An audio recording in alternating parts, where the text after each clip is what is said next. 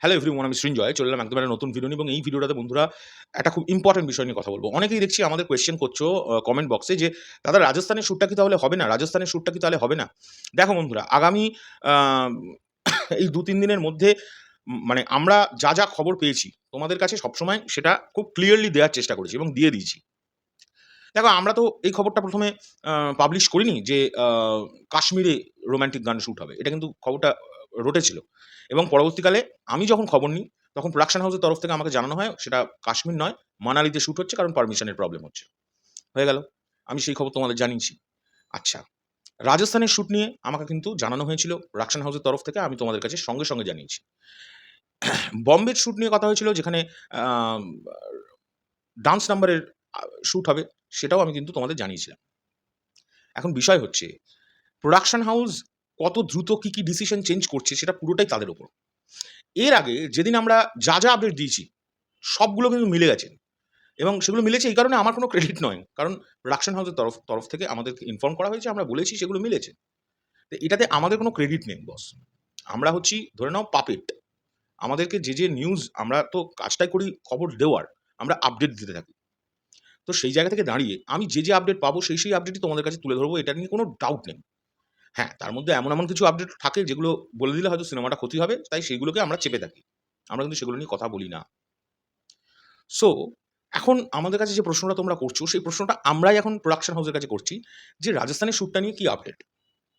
এবং এখান থেকে একটা কথা বলে রাখি, আমি ডাবিং এর ভিডিওটা যখন বানিয়েছি, ডাবিং কিন্তু মেগাস্টার শাকিব খানের শেষ।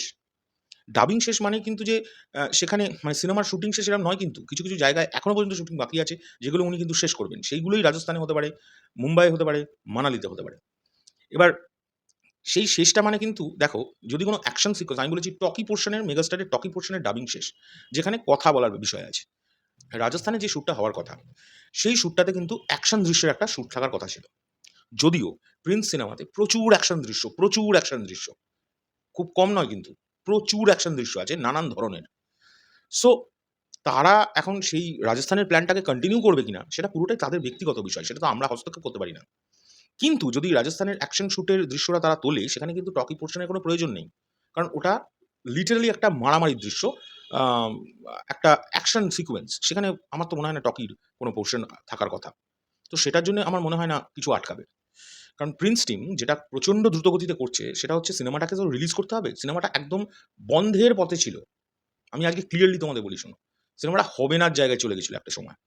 এত বাঁধা।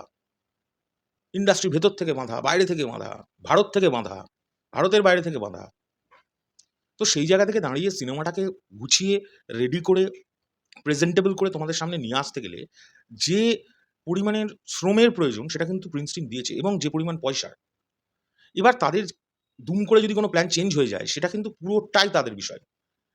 তোমরা যেরকম আমাদের প্রশ্ন করো আমরা সেটা দেখে কিন্তু তাদের জিজ্ঞেস করি। সেই আম সেখান থেকে যে রিপ্লাই আসে সেটাই কিন্তু আমরা তোমাদের কাছে তুলে ধরার চেষ্টা করি। এটা সবসময় মাথায় রাখতে হবে। তো আমাদের তোমরা যেমন কোয়েশ্চেনটা করছো না যে রাজস্থানের শ্যুটটা নিয়ে দাদা আপডেটটা কি? তাহলে কি ওটা হবে না? এই সেম প্রশ্নটা আমার নিজের আমি প্রোডাকশন হাউসের কাছে লিটারালি এই মেসেজ অলরেডি পাঠিয়ে দিয়েছি। এবার তারা যে আপডেট আমায় জানাবে, আমি যখনই পাবো তখনই তোমাদের জানাবো। এটা নিয়ে কোনো ডাউট নেই। তবে আমি এটা জানি যে রাজস্থানের শ্যুটটা কিন্তু হবে। এখন দেখা যাক কবে হয়, কিভাবে হয়, কত তাড়াতাড়ি হয়, এই হলো বিষয়। কিন্তু সিনেমার রাফ কাটটা তৈরির জন্য ওই সিনগুলো নিশ্চয়ই সেরকম ইম্পোর্টেন্ট নয়। রাফ কাটটা তৈরির জন্য। তাই রাফ কাট মানে যেটা রাফ কাট সেটা কিন্তু রেডি হয়ে গেছে।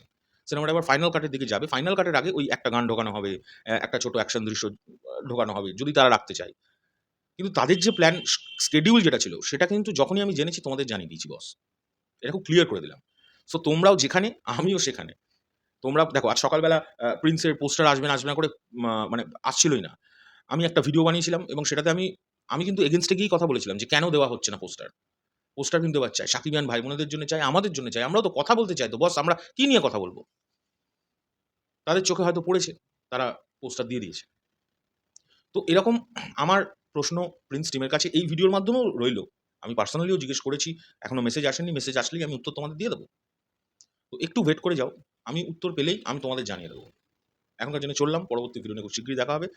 আমি যেটা এক্সাক্ট বিষয় সেটা তোমাদের সঙ্গে ক্লিয়ার। তোমাদের সঙ্গে আমার কোনো আ মানে দেয়াল নেই। এটা আমি মনে করি। আমার যেটা মনের কথা আমি সবসময় তোমাদের বলতে থাকি, আমি বলে গেলাম। ক্লিয়ার করাটা উচিত ছিল, আমি ক্লিয়ার করলাম। কারণ আমাকে প্রচুর ভাই বোনেরা প্রশ্ন করছো রাজস্থান নিয়ে। আমিও তোমাদের মতো সেম প্রশ্নটার উত্তর খুঁজছি। এই হলো বিষয়। তবে এটুকুনি তো তোমরা জানো যে আমরা কোনো মানে মন গড়া আপডেট কিন্তু দেওয়ার লোক না।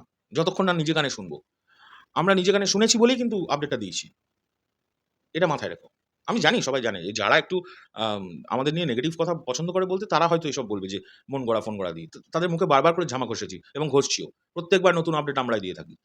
Exclusive update. হ্যাঁ, অনেকেও দিয়ে থাকে। শুধু আমরাই দিই এরম নয়। বাট আমরাও দিই। এটাই বলছি। মানে আমরাও। আমি কখনোই আমরাই দিই এটা বলছি না। হর্ষই নয়।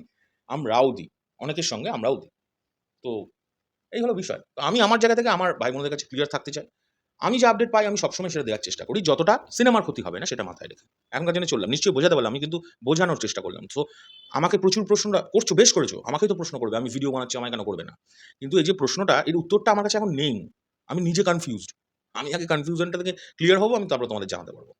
এখনকার জন্য চললাম। টাটা।